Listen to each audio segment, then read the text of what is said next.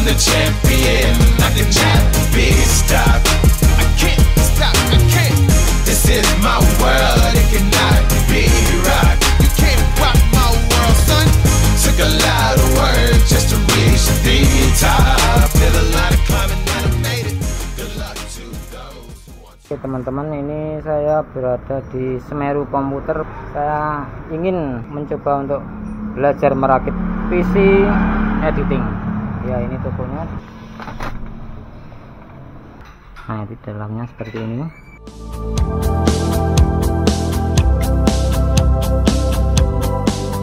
Saya sudah bersama Pak Ayut. Nah, Pak, ini saya mau nanya-nanya Pak. Ya. Pak, saya tuh pengen bikin spek PC untuk editing video Pak. Kalau untuk kebutuhan editing memang sedikit mirip ya dengan grafik, dengan untuk kebutuhan gaming. Tapi kalau editing memang kita harus hitung juga untuk sampai kebutuhan rendering. Sementara kalau gaming nggak membutuhkan spek yang terlalu tinggi sekali ya, tergantung game yang dimainkan. Kemarin sudah kita pilihin untuk kelas, kita nyoba ngeramu ya spek yang menengah, starting nyaman buat kerja, buat bikin grafik editing sama video editing sederhana ya. Kita pasangin core i5 punyanya Intel Comet Lake yang paling baru ini 10400F.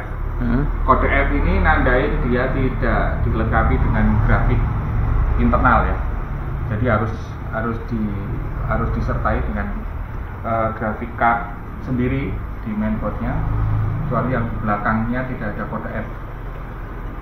Di belakangnya masih ada pilihan non kode, ada yang K, yang unlock prosesor sehingga bisa dioptimize lebih jauh lagi. Atau FK, setahu saya ada, itu dia non VGP, non VGA on board, tapi masih open core. Kita pilihin ini untuk pilihan base budget prosesornya. Untuk mainboardnya kebetulan pakai MSI, saya tawarin ini di 460 Torpedo. Ini keluarga terbaru ini di line up MSI untuk MAG. Kita pilihin B460 karena chipsetnya sudah sangat mendukung ya untuk mengoptimize prosesor ini tanpa konsep overclocking tentunya, karena di line up overclocking masih ada chipset dengan kepala Z di depannya. Nah, saya fokus untuk milihin I/O-nya ya, karena untuk kebutuhan multimedia tentu harus untuk I/O output supportnya ini baik multimedia atau untuk di sini dilengkapi ada USB Type C juga, sehingga untuk kompatibel dengan part yang lain. Dan yang paling penting itu di sini nih, ini dia dilengkapi dengan slot M.2 untuk storage-nya menggunakan NVMe, dimana memang teknologi paling terlambat itu adalah storage. Jadi kuncinya apapun rakitannya memang kalau bisa disertai dengan solid state storage. Kenapa saya pilihin bukan SSD? Karena di samping motherboard ini memang menyediakan slot M.2, ada dua biji. Yang satunya dikasih pendingin. Pendinginnya ini lumayan serius, jadi nggak khawatir lagi untuk overheating. Meskipun SX82 Pro ini disertai pendingin juga di dalam, tapi kita nggak pakai, nanti kita pakai yang bawaan motherboard. Kita lihat dulu ya. Di sini yang tadi saya jelasin bahwa kali ini saya salut sama ini nih, pendinginnya dengan harga yang sangat terjangkau. Ini lumayan serius pendinginnya untuk M.2. Kita tahu bahwa performa M.2 menghasilkan panas yang lumayan serius, dan di sekitar MOSFET ya, pendingin untuk choke ini juga dingin ya. Kebetulan nanti kita masih pakai stock cooling, jadi nanti dia akan direct dinginin untuk MOSFET ini. Jadi kita nggak pakai water cooling, kita masih pakai stok fan-nya. Dan di sini untuk PCI-nya udah dilapisi logam, jadi cukup mampu untuk menahan berat dari ini nih VGA-nya nih GTX 1650 keluaran colorful, dan dilengkapi dengan backplate. Karena memang pendinginnya kali ini tipe baru juga, baru masuk nih. Oh, dari baru. WPG. Ya. Sekilas tadi saya lihat lumayan berat bobotnya. Jadi didukung dengan plate slot PCIe yang dilengkapi logam seperti ini, kemungkinan untuk goyang kecil. Oke. Nah ini slot-slotnya ini sangat penting sekali sebenarnya. Di sini masih ada SATA, ada HDMI. Ya tentu ini tidak kepake karena kebetulan kita tandem sama prosesor seri F. Nanti output masih dari grafik. Dan soundcardnya ini sudah nyaman. Meskipun untuk sound editing pakai default bawaan motherboard masih sangat nyaman. Kita lihat dulu. Oh ya, ini bawaan dari mainboardnya ya, masih ada merchandise ini. Terus ada baut untuk M.2, terus ada kartu garansi sama kabel SATA sama backlit. Ini udah lumayan mumpuni Pak ya untuk Udah editing, rendering. dari chipset, karena memang kita sesuaikan antara prosesor sama mainboardnya, dan kita juga perhitungkan dari sisi budgeting tidak terlalu over ya. Dan masih bisa di-upgrade kalau memang mau naik ke tipe prosesor yang lebih tinggi. Oke. Ini penampakan motherboard VGA-nya. Ini serius nih kali ini nih. Colorful nih. Gimana Pak itu? Ini pendinginnya ini berat sekali nih. Ini berat hitungannya, meskipun kita nggak lari ke 1650 Super, ini 1650 biasa, tapi kali ini pakai DDR6. Oh, Dari colorful. terbaru Pak ya? Ya, dan ini logam nih backplate-nya. Jadi biasanya sih kita itu kayak awal kita coba dulu kalau nggak salah 2060 kita pakai teknik rodo norak gitu. Jadi di mainboard begini ini kita masih pakai penyangga lagi biasanya untuk menahan PCB tidak melengkung. Tapi kali ini saya rasa masih sangat aman lah motherboard, dengan sudah PCI-nya ada Penahan logamnya gitu. Kita nanti akan lihat performanya seperti apa gitu untuk VGA-nya. Jadi 1650-nya tentunya lebih plus ya dari yang masih pakai DDR5. Terus untuk storage-nya kita ambilin punyanya XPG Adata. Kita sengaja ambil 512 karena kenapa saya pakai 512? Karena nanti masih ditandem lagi dengan Toshiba 2 Tera.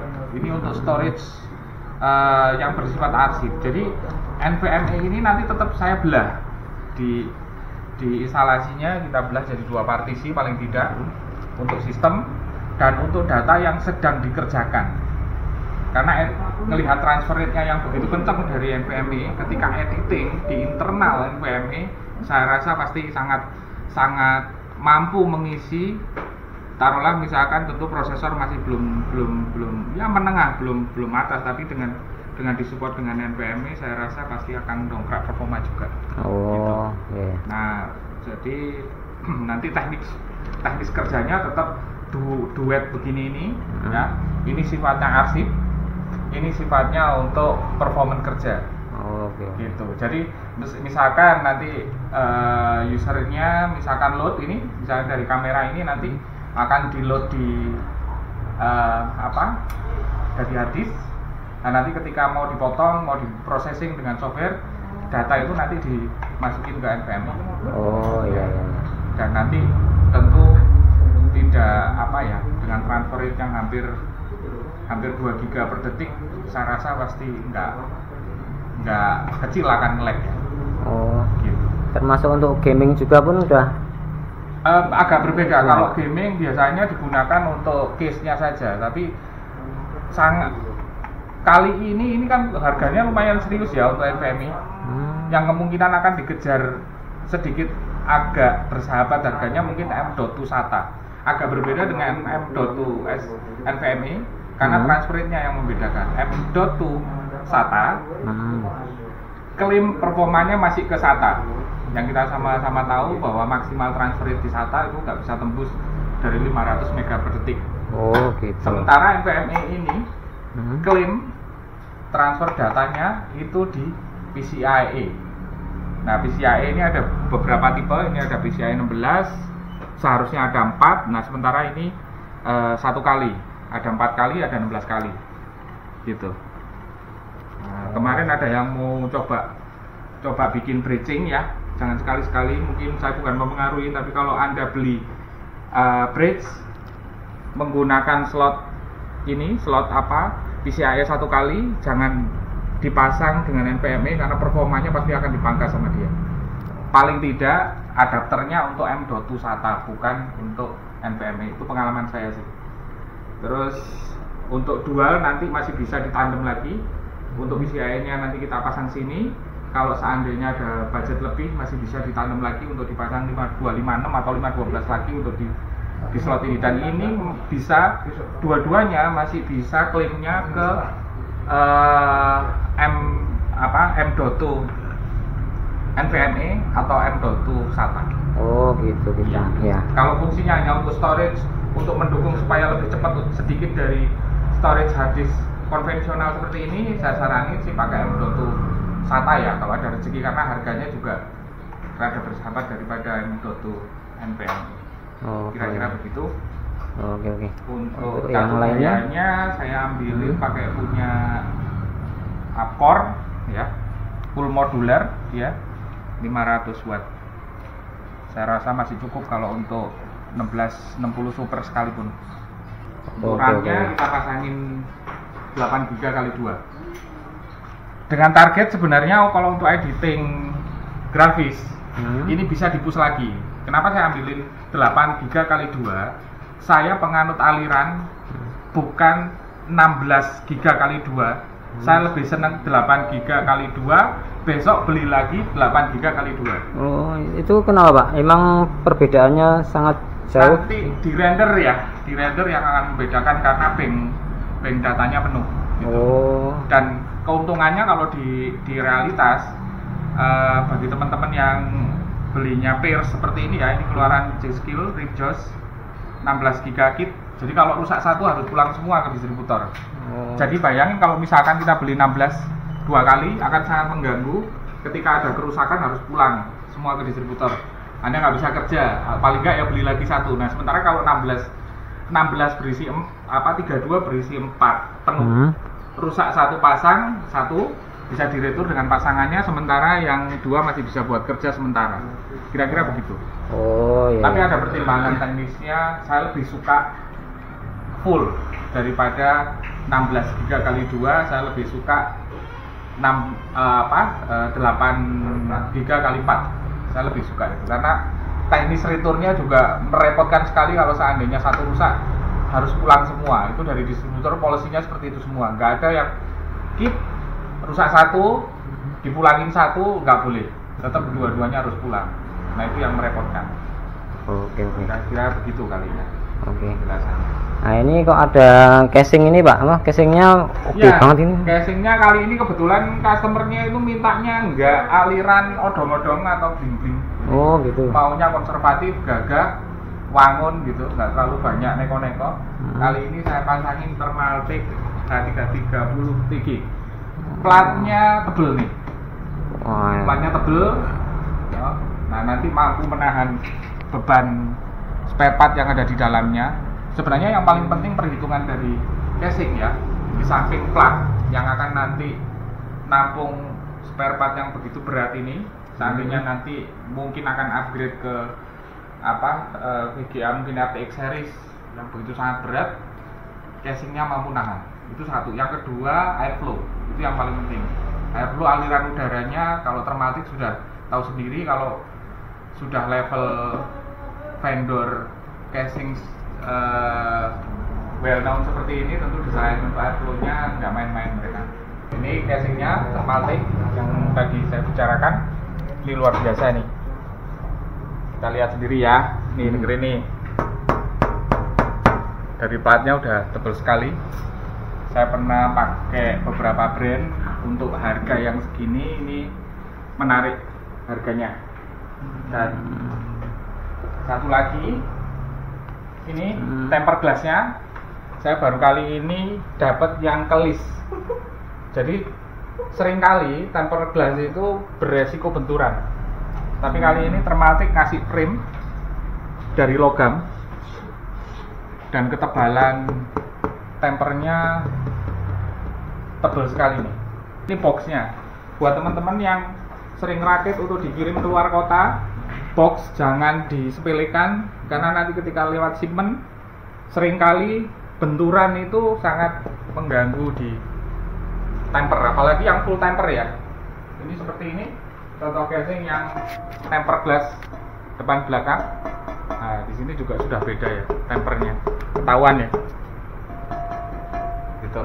Oh File iya. dari sisi nilai udah menang nih sebenarnya dari price sama kualitas barangnya.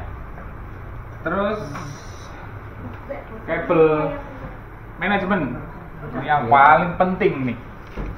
Jadi menjamin nanti rapi, airflow-nya sangat terbantu di sini, dan posisi untuk portingnya juga keren sih barangnya ini. Ini keren sekali. Jadi kabel manajemennya dari sana aja udah gampang sekali nanti, termasuk juga penggantian seandainya pasang water cooling dan macam-macam di sini untuk penambahan fan sangat mudah sekali di kabelnya ini. Apalagi pemasangan untuk 8 port di mainboard ya, khususnya daerah sini nih. Ini untuk casing-casing yang kelas murah meriah itu bikin pusing. Oh. Penggantian power supply dan penambahan fan itu pusing sekali nih, karena space di sini kali ini Thermaltake bikin space yang nggak biasa, saya belum pernah lihat nih. Di sini ada gap, tentu nanti motherboard agak masuk begini sehingga akses untuk penggantian kabel ini sangat mudah sekali.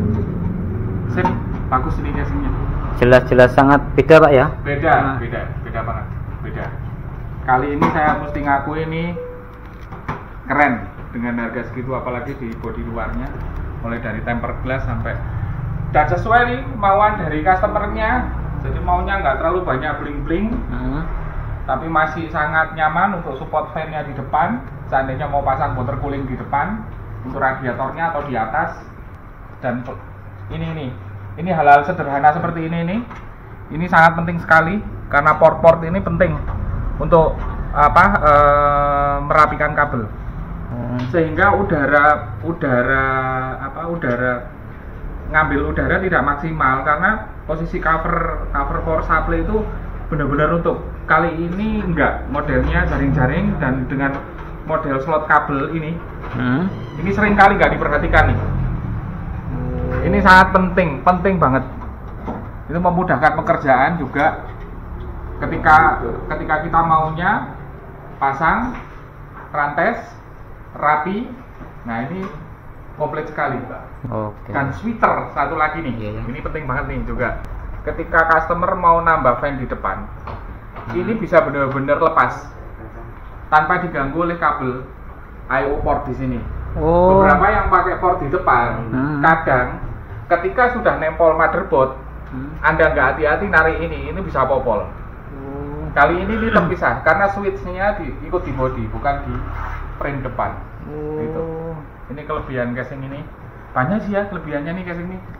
Oke Pak, ini ngomong-ngomong sudah bisa mulai kita rakit Pak? Boleh.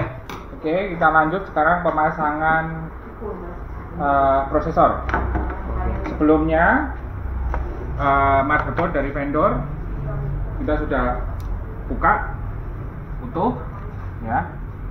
Kita pastikan sebelum pemasangan itu adalah pinnya. Ingat, ini di Intel LGA yang punya soket, yang punya kaki itu mainboard.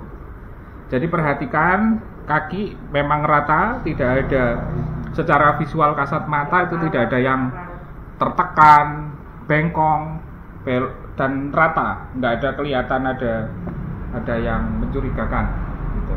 Nah, beberapa teknik pemasangan ada yang model dipasang dulu prosesornya, terus habis gitu ditekan. Kalau saya lebih seneng pin ini dilepas secara manual saja, nggak usah ditekan bersama prosesornya, karena menurut pemahaman saya ini tekanannya nanti akan beda. Memang tujuannya supaya ketika ditekan dia akan cepat akan lepas dengan sendirinya. Oke, kita buka dulu prosesornya. Isinya tentu prosesor dan stop fan. Tahu ya. Di sini ada manualnya sama merchandise dari Intel, nanti bisa dipasang di casingnya ini. Dan juga di J-Skill juga ada, ini nanti bisa dipasang juga gitu. Dan MSI mainboard juga ada tadi. Yang patut diperhatikan ketika pemasangan ini, usahakan memang jangan sampai lepas ketika penempatan di soketnya. Sini perhatikan, di sini ada cowaan gitu. Ini ada 2. Dan ini nanti ditempatkan di motherboard yang juga cowakannya ada di sisi kanan kiri. Jadi nanti peletakannya seperti ini. Dan ini seringkali ketika jatuh, nah itu beresiko pinnya penyok. Dan itu tidak digaransi oleh distributor. Jadi kalau repairing nanti itu akan kena biaya dari distributor. Oke, kita pasang secara merata gitu, dan jangan sekali-sekali ditekan. Hanya ditaruh saja seperti ini biasa, dan pastikan pinnya tidak nek boso orang Jawa itu jonje gitu. Baru masukkan penguncinya, jangan ditekan, jadi posisinya begini, dan baru didorong. Nah, ketika penekanan ini, ketika disertai pin cover seperti ini beresiko penekanannya, tekanan di prosesornya ini beberapa sisi bisa berbeda, dan itu yang menyebabkan damage. Sebenarnya saya tidak menyalahkan teknik itu, cuman butuh kehati-hatian. Terus untuk fan, nah ini paling sering nih, pemula-pemula kadang-kadang memasangnya tidak diperhatikan untuk masalah pin soket. Ini perhatikan ini. Ini pastikan ini posisinya nanti masuk di pin ini dulu. Jadi jangan langsung ditekan. Dan perhatikan posisi CPU fan ada di mana. Ada 2 tipe CPU fan. Ada CPU fan 1, ada CPU fan 2 kadang-kadang ya toh, atau sistem fan. Di beberapa motherboard tidak mau nyala kalau seandainya pemasangan ini fan soket power ini di tempat yang tidak semestinya, bisa di sistem fan atau di CPU fan 2. Itu sebenarnya untuk